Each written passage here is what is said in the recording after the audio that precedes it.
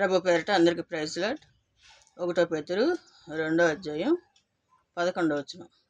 మనం ఈ లోకంలో యాత్రికులను పరదేశులమై ఉన్నాం. ఈ లోకం మనది కాదు. మన ఆత్మ అక్కడి నుండి వచ్చింది, మళ్ళీ అక్కడికి వెళ్ళిపోతుంది. మన పౌరసత్వం అనేది ఇక్కడ లేదు, పరలోకంలో ఉంది. కాబట్టి మనం దేవునికి ఇష్టంగా మనం జీవించాలి. మన గురి గమ్యం పరలోకంలోనే. మరణించిన తర్వాత తిరిగి లేచిన వారు ఎవరూ లేరు, యేసుక్రీస్తు ప్రభువారు తప్ప.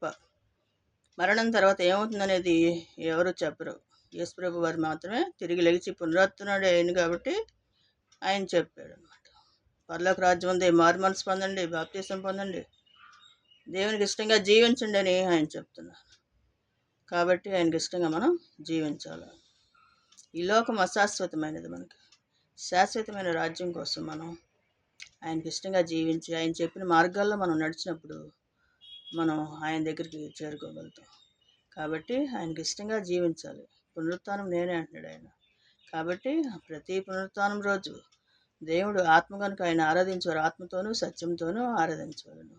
దేవునికి మహిమ కలుగును గాక. మీ అందరికీ దేవుని కృప తోడుగా ఉండును గాక. ఆమేన్.